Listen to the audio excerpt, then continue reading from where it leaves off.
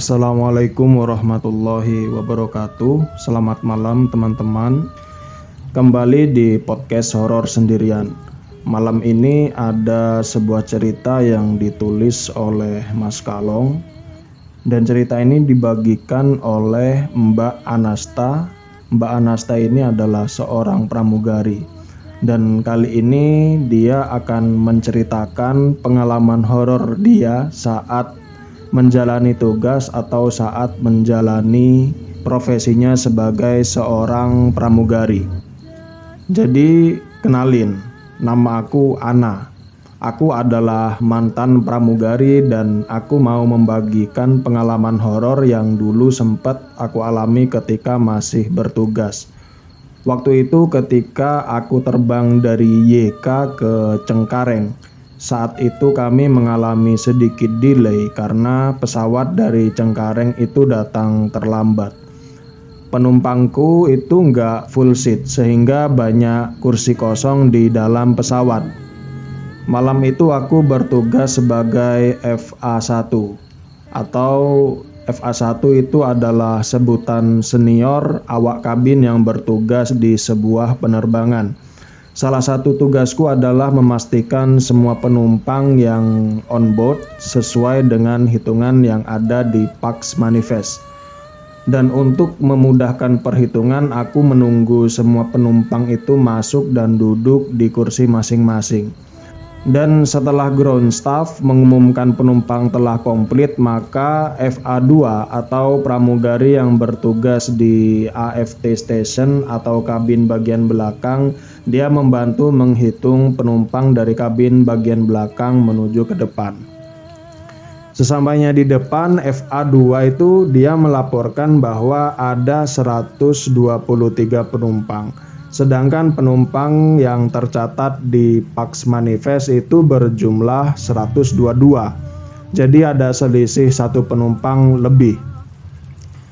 Dan untuk menghemat waktu, akhirnya kami memutuskan untuk menghitung ulang. FA2 menghitung kembali dari belakang ke depan, sedangkan aku sebaliknya. Ketika aku mulai menghitung dari depan kabin, lampu sailing berkedip beberapa kali. Suatu hal ini jarang terjadi sehingga membuat konsentrasiku itu buyar dan perhitungan menjadi tidak akurat. Aku memutuskan untuk menghitung kembali. Dan ketika melewati overwing, aku melihat dari jauh ada sosok wanita berparas. Dia itu dengan menggunakan sanggul berhias kembang goyang di atasnya. Wanita itu duduk di belakang bagian jendela dan menatap lurus ke arahku. Kok aku nggak lihat perempuan itu ya pas masuk tadi, batinku gitu. Sedangkan penumpang yang masuk ke pesawat itu pasti melewati tempatku berdiri. Atau mungkin ketika wanita itu masuk, aku pas tidak memperhatikan. Ya sudah, karena nggak mau hitunganku kembali buyar, akhirnya aku memutuskan untuk mengabaikan hal itu sejenak dan kembali berjalan ke belakang. Aku menghitung dengan penuh konsentrasi. Ketika aku sampai di baris paling belakang, seketika aku merasa merinding. Sosok wanita itu sudah nggak kelihatan lagi. Soalnya jelas-jelas tadi aku ngeliat dia. Aneh. Aku tengok ke sekeliling kabin dan kursi penumpang. Siapa tahu dia pindah dan ternyata memang nggak ada. Kemudian aku memeriksa lavatory yang ada di belakang, siapa tahu dia ke sana. Tapi ketika aku sampai di sana nggak ada apa-apa, nggak ada orang. Lavatory benar-benar kosong. Aku kemudian melihat ke arah counter checker. Di sana jumlahnya 122. Hitungannya sesuai dengan hitungan yang ada di Pax Manifest dan juga hitungan kedua FA2. Merasa kalau perhitungan sudah sesuai, aku langsung melapor kepada kapten dan menutup pintu pesawat. Aku buru-buru, aku langsung melakukan welcome announcement dan safety announcement atau pengumuman selamat datang dan pengumuman keamanan. Dan ketika aku berdiri menghadap ke penumpang, sementara pramugari yang lain melakukan safety demo di kabin, aku saat itu kaget. Kala itu aku melihat wanita berparas dan bersanggul itu ikut berdiri di antara rekan pramugari yang sedang memperagakan baju pelampung. Saat itu jelas sekali wanita itu menggunakan baju penari berwarna hijau dengan selendang kuning keemasan. Ia mulai menari sambil sesekali menatapku. Saat itu tajam sekali tatapannya. Karena aku juga kaget, beberapa detik aku menghentikan pengumuman. Sehingga rekan pramugari yang sedang memperagakan demo menoleh ke belakang dan memberi kode untuk melanjutkan. Karena aku juga lihat rekanku menoleh, aku saat itu terburu-buru melanjutkan safety demo sampai selesai dengan seorang penari yang masih terus menari sampai pesawat kami take off. Dan hal ngerinya pun gak hanya di situ saja.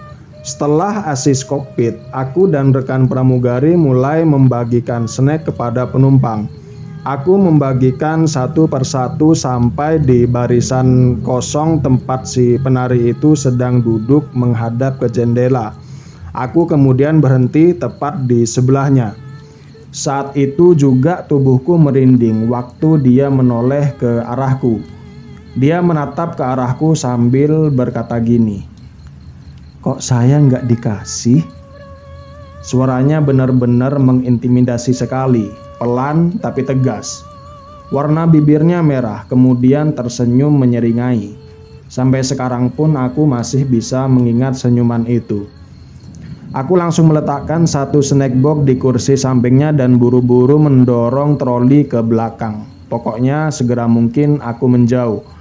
Rekan pramugari yang melihat aku meletakkan snack di kursi kosong pun juga menegurku. "Kursinya kan kosong, Mbak, kok dikasih makanan?" "Udah, nggak apa-apa. Ada orang kok di situ. Mungkin lagi di toilet mungkin." Aku bilang gitu sambil nahan takut. Rekanku ini pun juga tidak menaruh curiga. Dia kemudian berlalu pergi. Dan ketika aku kembali ke depan, aku juga tidak melihat lagi perempuan itu. Hanya ada snack box yang aku letakkan tadi di sana. Bahkan setelah membersihkan sisa makanan penumpang setelah servis makanan pun aku nggak melihat dia lagi. Sampai saat giliran mengecek kabin, aku kembali ke belakang. Di gali belakang aku melihat seorang bapak-bapak baru saja keluar dari lavatory dan penari itu mengikutinya dari belakang, di belakang dia maksudnya. Aku terkejut saat itu. Saat itu aku melihat penari itu membisikkan sesuatu ke telinga si bapak yang membuat berhenti berjalan. Bapak itu langsung nengok dan menatapku. Serem banget tatapannya saat itu. "Kenapa? Lihat apa?" "Ini punya saya." "Udah, jangan diliatin, toh dia nggak ganggu kamu kan." Nah, dia tuh bilang kayak gitu. Bisa bayangin kan gimana caranya dia menghardik. Ya, aku pun langsung mengiyakan saja karena aku juga nggak mau ada masalah di penerbanganku kali ini. Bapak itu kemudian berjalan ke arah tempat duduknya bersama si penari goib itu. Sampai pesawat menurunkan ketinggiannya menuju Jakarta dan aku segera kembali ke tempat dudukku di depan dan bersiap untuk landing. Setelah pesawat landing dan pintu dibuka, aku bersiap di posisiku berdiri untuk turun dari pesawat penumpang. Satu persatu penumpang aku ucapkan terima kasih dan selamat berpisah kepada penumpang yang melewatiku. Sampai ketika bapak itu dan penari itu lewat, bapak itu kembali melototiku dan keluar dengan wajah merah. Dia seperti emosi banget kalau aku bisa melihat si penari itu. Sedangkan si penari itu yang mengikutinya pun berhenti di depan garbarata atau jembatan yang menghubungkan ruang tunggu penumpang ke pintu pesawat. Dia itu menoleh dan mengangguk ke arahku sambil senyum dan bilang gini, "Matur sanget nggih." Begitu. Dan untuk cerita lainnya, jadi ada cerita lain. Jadi mungkin teman-teman ada yang masih ingat dengan musibah yang terjadi dulu di maskapai yang ada warna orange-nya. Aku punya kejadian yang gak bisa aku lupain terkait dengan mesh crew. kapal maskapai itu.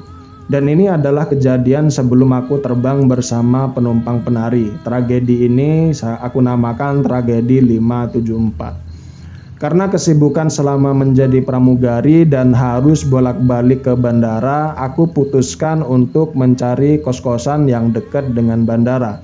Dan saat musibah 574 itu terjadi, aku lagi ngekos di dekat mes maskapai itu. Dan setiap kali aku mengingat peristiwa itu, aku pasti merinding. Seolah-olah kejadian itu masih terjadi di dekatku. Jadi waktu itu aku ngekos di area sana karena aku sedang menjalani training. Aku mendengar jatuhnya pesawat itu ketika aku lagi berada di kelas training. Kami merasa prihatin dengan kejadian itu, apalagi beberapa rekanku mengenal salah satu pramugari yang terbang saat itu. Setelah pulang dari tempat training, aku mandi dan sholat maghrib. Malam itu, aku dan teman-teman kosku sedang makan malam di ruang depan. Tiba-tiba, aku mendengar suara rame-rame dari mes maskapai yang baru saja jatuh itu. Di situ ada suara-suara jeritan dan raungan orang menangis yang sangat kencang. Terdengar sangat menyayat sekaligus menyeramkan. Merasa penasaran, aku dan teman-temanku di kos itu pergi untuk melihat ke sana. Dan sesampainya di depan mes, kami mendengar banyak suara orang menangis. Walau tangisan dan jeritan itu membuat kami merinding, tapi kami enggak ambil pusing. Karena kami pikir saat itu mungkin mereka sedang berduka atas kehilangan teman mereka. Jadi kami pun kembali ke kos tanpa curiga. Dan sesampainya di kos, suara tangisan dan jeritan itu tidak kunjung berhenti juga. Sampai akhirnya karena capek, aku tertidur dan tidak tahu sampai jam berapa suara itu berhenti. Nah, keesokan harinya menjelang Isya, aku mendengar lagi keributan dari dekat kosku itu. Ribut apa lagi ya itu? Masa sih mereka masih nangis karena berduka? Dan ketika teman kosku mengajak untuk ngeliat apa yang terjadi, nah pas kami tiba di sana, pesuruh mes itu sedang terburu-buru mengantar seorang bapak tua. Pesuruh itu tidak ikut masuk ke dalam mes. Ia menunggu di dekat kami berdiri. Dan walaupun kami gak akrab, tapi pesuruh mes itu tahu kalau kami itu seorang pramugari maskapai sebelah yang tinggal di blok seberang. Jadi kami pun tidak sungkan bertanya.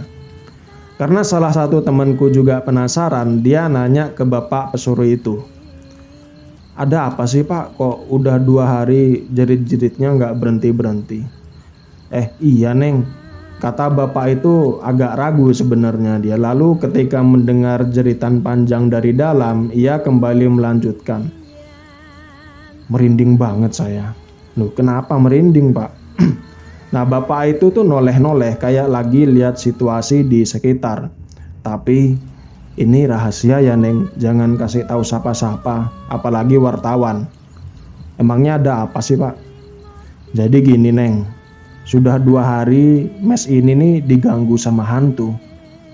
Loh diganggu gimana pak? Jadi awalnya gini neng, kemarin kan saya rapi-rapi di kamar neng pramugari yang jatuh kecelakaan itu. Terus ada yang aneh neng. Waktu saya masuk ke dalam kamar, kamarnya itu becek, kayak ada yang bocor gitu. Tapi seingat saya kan kemarin itu nggak hujan. Nah saya cek lagi, mungkin ada kebocoran air, tapi nggak ada neng, nggak ada kebocoran sama sekali. Kok aneh ya pak? Nah ada lagi yang lebih aneh. Nah saat itu kok kamarnya tuh bau amis kayak bau ikan busuk gitu. Loh mungkin ada bangke pak di kamarnya itu. Nah itu saya udah cari kemana-mana, ke seluruh kamar juga nggak ada neng, bersih kamarnya. Di loteng mungkin pak. Ya nggak mungkin neng, orang keciumnya itu kuat di kamar kok. Dan ada satu lagi yang buat saya itu yakin mes ini nih diganggu hantu. Jadi dari kemarin sehabis maghrib, mbak-mbak pramugari yang ada di mes itu mulai jerit-jerit, nangis minta tolong. Dia tuh kesurupan, Neng. Pada teriak tolong-tolong, gelap di sini, tolong, saya takut. Nah, kan saya jadi juga takut. Makanya pas hari itu saya langsung panggil Mbah Slamet. Dia tuh dukun atau orang pinter di dekat sini. Oh, jadi orang tua tadi tuh orang pinter, Pak. Iya, Neng. Kok nggak ditemenin, Pak? Iya, Neng, saya mau masuk ke dalam dulu. Tadi tuh saya niatnya mau ngerokok bentar, tapi karena lupa ngobrol sama Neng berempat ini. Jadi aku dan teman-temanku tetap nunggu di luar karena masih penasaran. Dan gak lama suara jeritan itu berhenti dan disusul bapak penjaga mes itu keluar bersama Mbah Slamet. Dan setelah Mbah Slamet berpamitan, kami kembali ngajak ngobrol sama bapak penjaga mes yang lagi rokokan itu. Gimana, Pak? Aman tak? Alhamdulillah udah, Neng. Ada apa, katanya, Pak? Bener ada gangguan. Hantu tak, Pak? Kata Mbah Slamet, pramugari yang punya kamar itu lagi suka-sukanya terbang. Jadi saya diminta siapin satu set seragam, itu ditaruh sama satu tangkai bunga mawar di atas tempat tidurnya. Disuruh juga taruh satu koper terbang yang baru di kamar, katanya gitu. Dan setelah mendengar penjelasan itu, kami berpikir apa benar semua itu tuh bisa menghentikan aksi dari hantu-hantu itu untuk merasuki para penghuni. Dan keesokan harinya setelah selesai training, aku dan teman-teman di kosan ngumpul untuk ngobrolin kejadian kemarin malam. Berarti bener ya kata orang pinter itu ada yang ganggu di mes. Terus pas diturutin, orang-orang di mes seberang nggak diganggu lagi. Iya, katanya sekarang bau amisnya di kamar hilang dan nggak pernah ada becek-becek air lagi di kamar pramugari itu. Ya itu kan mungkin cuma sugesti aja. Jadi karena itu gangguan akan berhenti dengan syarat-syarat yang dipenuhi. Makanya mereka nggak lagi takut dan nggak lagi jerit-jerit nangis. Dan semua teman-teman punya asumsinya masing-masing untuk kejadian pada saat itu. Ya saat itu aku cuman diem aja pas teman-teman memperdebatkan opini mana yang benar dan lebih masuk akal. Karena satu yang pasti, suara jerit dan tangis itu nyata dan kami mendengarnya dengan jelas. Seperti suara jeritan ketakutan dan ingin meminta tolong. Dan yang membuatku nggak bisa melupakan kejadian ini yaitu pada suatu hari ketika maskapai itu dinyatakan bangkrut dan mes itu ditinggalkan begitu saja. Di suatu malam pas aku balik ke kosan dan ngelewatin depan mes itu, aku ngeliat dari belakang ada sosok pramugari berambut pendek menggunakan seragam maskapai tersebut sedang menggeret koper masuk ke dalam mes bekas maskapai itu. Seketika aku merinding saat itu dan aku buru-buru pergi dari tempat itu. Aku masih mikir, kok setelah Mbah Slamet minta ditaruh syarat-syarat itu, waktu itu kok masih ada aja ya penampakan. Berarti benar kata guru ngajiku, sebenarnya manusia yang sudah berpulang itu sudah tenang di alamnya dan yang menyerupai mereka adalah jin. Dan sebenarnya masih banyak kejadian seram yang aku alami ketika menjadi pramugari. Dan aku masih berusaha untuk mencoba menceritakan kembali. Suatu saat kalau aku sudah siap akan aku bagikan lagi cerita yang lebih seram. Demikian cerita ini dibagikan oleh Mbak Anastasa melalui Mas Kalong @ceritasetan di akun Twitternya. Terima kasih untuk kamu yang sudah mendengarkan cerita ini dari awal sampai selesai. Semoga dari cerita ini kita bisa mendapatkan pelajaran dan hikmah baik buruknya. Dan juga semoga cerita ini bisa menjadi teman di waktu istirahat dan waktu tidur kalian. Mohon maaf kalau ada salah-salah kata. Saya Udin dari podcast Horor Sendirian. Terima kasih.